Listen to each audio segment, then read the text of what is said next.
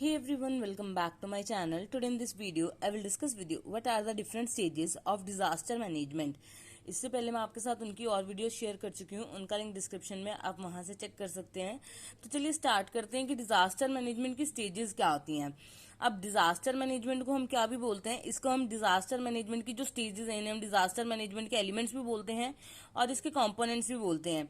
अब जो disaster management होता है उसके जो एलिमेंट्स हैं वो कितने हैं, 5 डिफरेंट एलिमेंट्स हैं। Number 1 is prevention, next is mitigation, next is preparedness, response and recovery. अभी 5 जो है स्टेप्स, इनके बेसिस पे क्या है, हम पूरे डिजास्टर मैनेजमेंट को हम मैनेज कर सकते हैं। इन्हें हम डिजास्टर मैनेजमेंट के प्रिंसिपल्स भी बोलते हैं।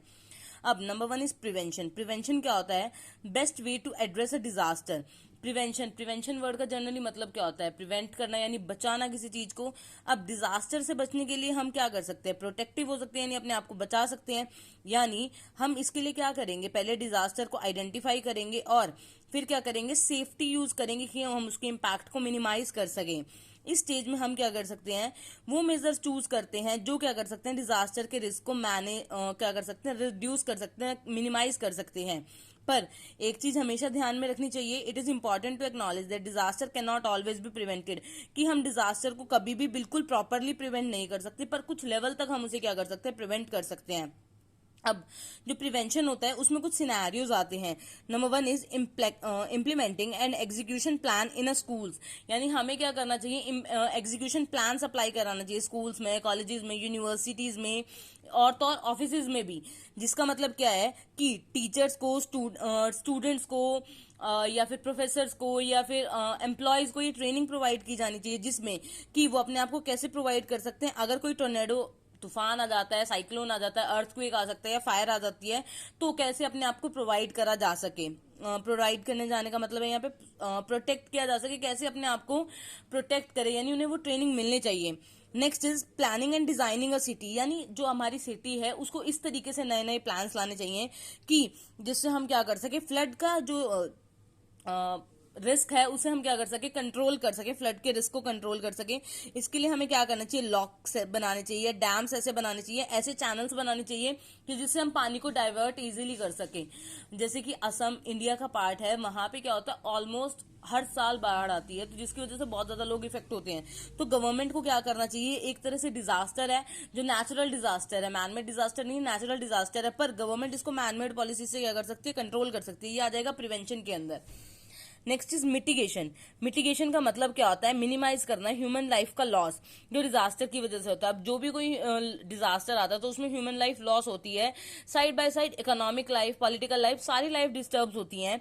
तो इसको हम इम्पैक्ट कैसे बचा सकते हैं, स्ट्रक्चरल और नॉन स्ट्रक्चरल मेजर्स यूज करके। अब स्ट्रक्चरल मेजर्स और नॉन स्ट्रक्चरल मेजर्स क्या होते हैं, स्ट्रक्चरल मेजर्स क्या है, वो मेजर्स जिन्हें हम एक्चुअल में फिजिकली चेंज कर सकते हैं, उन्हें हम क्या बोलते हैं, स्ट्रक्चरल मेजर्स बोलते हैं। जैसे अगर मान लीजिए किसी के घर के बाहर क्या लग रहे हैं, या बिल्डिंग्स के बाहर, बिल्डिंग ज्यादा बड़ी, हम बिल्डिंग की बात नहीं कर रहे, स्काई स्क्रेपर वाली बिल्डिंग्स नहीं, जो नॉर्मल बिल्डिंग्स होती हैं, अगर क्या लग रहा है उनके बाहर ट्रीज लग रहे हैं, तो क्या होता है, आंधी तूफान में डर रहता है कि कहीं ट्री ना गिर जाए, तो ट्रीज को वहां से क्लियर करके इस एरिया में लगाना चाहिए, ओपन एरिया में, जहां पे वो इफेक्ट ना करे। तो ये किसका एग्जाम्पल होगा, स्ट्रक्चरल मेजर का। नॉन स्ट्रक्चरल मेजर्स में यानी कि लोगों को सेफ्टी टिप्स प्रोवाइड करने चाहिए, जैसे हमने प्रिवेंशन में पढ़ा था कि स्कूल्स में, कॉलेजेस में, तो वो नॉन स्ट्रक्चरल वे में आएगा, जो क्या करेगा, ऑप्टिमाइजेशन, सेफ्टी प्रोवाइड करेगा। Next is preparedness.